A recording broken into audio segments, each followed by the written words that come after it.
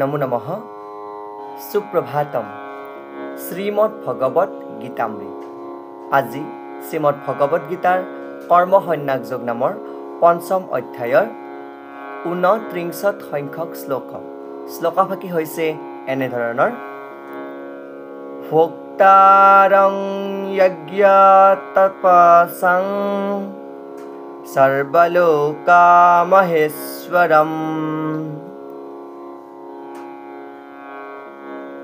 সুহৃদং সৰ্বভূতানাং জ্ঞাত্বা মাং শান্তিম মৃষ্যতি।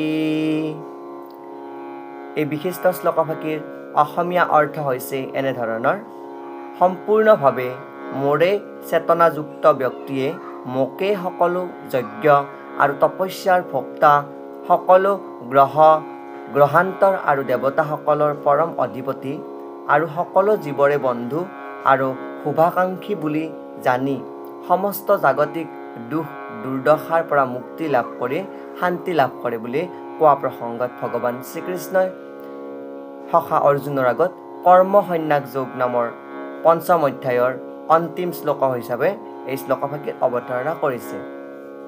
শ্লোকফাকিৰ উল্লেখ কৰোঁতে সৰ্বলোক মহেশ্বৰ নামৰ এটা শব্দ প্ৰয়োগ হৈছে। ইয়াতে সৰ্বলোক মহেশ্বৰ বুলি কোৱাৰ লগে লগে সকলো গ্ৰহান্তৰ আৰু দেৱতাসকলৰ পৰম অধিপতি মহৌযুক ঈশ্বৰ মহেশ্বৰ। আৰু এই শ্লোকফাকিৰ তাৎপৰ্যত ভাষ্যকাৰে উল্লেখ কৰিছে যে মায়াৰ দ্বাৰাই আচ্ছন্ন চেতনাযুক্ত যি মোৰ এই বদ্ধ জীৱই এই জড়জগতত থাকি শান্তি বিচাৰি উদ্বিগ্ন হৈ থাকে, কিন্তু প্ৰকৃত শান্তিৰ সূত্ৰ তেওঁলোকে বিচাৰি নাপায় বুলি শ্ৰীমদ ভগৱত গীতাত উল্লেখ কৰিছে। শান্তি লাভৰ বাবে আটাইতকৈ উত্তম নীতিটোৱেই হ'ল ভগৱানৰ কৃষ্ণৰ যি সকলো কৰ্মৰ ভোক্তা সেই বিষয়ে উপলব্ধি কৰাটো। ভগৱানৰ সেৱাৰ অৰ্থে সকলো অৰ্পণ কৰোৱেই মানুহৰ প্ৰধান কৰ্তব্য, কাৰণ ভগৱানেই হৈছে সকলো গ্ৰহান্তৰ আৰু এই জগতত থকা যি দেৱতাসকল সেই দেৱতাৰ অধীশ্বৰ, তেওঁতকৈ ওপৰত কোনো অন্য নাই। শিৱ ব্ৰহ্মা আদি শ্ৰেষ্ঠ দেৱতাসকলৰো তেওঁ পৰম দেৱতা আৰাধ্য স্বৰূপ। বেদত অৰ্থাৎ শ্বেতাশ্বেতৰ উপনিষদ কৃষ্ণ যজুৰ্বেদীয় তাৰ 6ষ্ঠ অধ্যায়ৰ 7 নম্বৰ শ্লোকত উল্লেখ কৰিছে যে ভগৱানক এনেদৰে বৰ্ণনা কৰিছে তমীশ্বৰানাং পৰমং মহেশ্বৰম, অৰ্থাৎ মায়াৰ প্ৰভাৱত পৰি জীৱই নিজে সকলো বস্তুৰে অধিপতি হ'বলৈ বাসনা কৰে, কিন্তু প্ৰকৃততে জীৱ নিজেই ভগৱান জড়ৰ শক্তিৰ অধীন বুলি ইয়াতে উল্লেখ কৰিছে। ভগৱান জড় প্ৰকৃতিৰ অধিপতি আৰু বদ্ধ জীৱ জড় প্ৰকৃতিৰ কঠোৰ নিয়মৰ অধীন।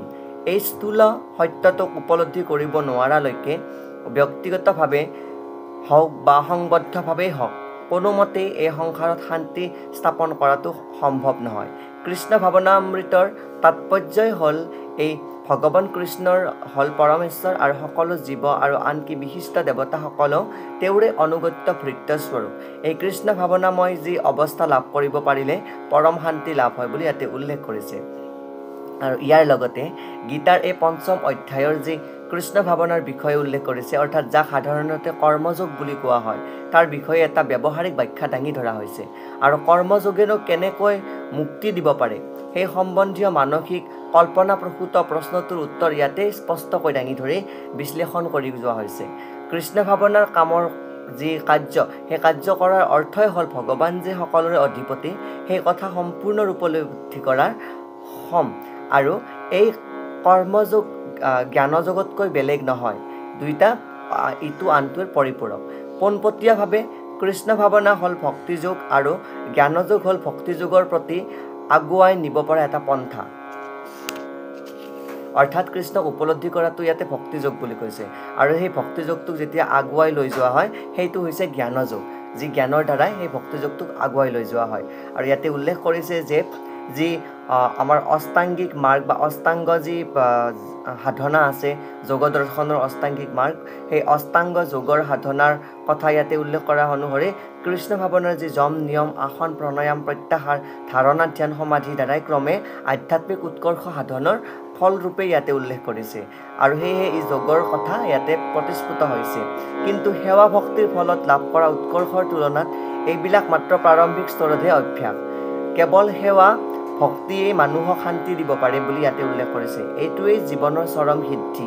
ইয়াতে কৰ্মসন্ন্যাস যোগ নামৰ যি শ্ৰীমদ ভগৱত গীতাৰ ৫ম অধ্যায়ৰ ভক্তি বেদান্তৰ তাৎপৰ্য সমাপ্তি ঘটিছে। এয়াই শ্লোকভাগীৰ সৰল গুৰাৰ্থ। ধন্যবাদ।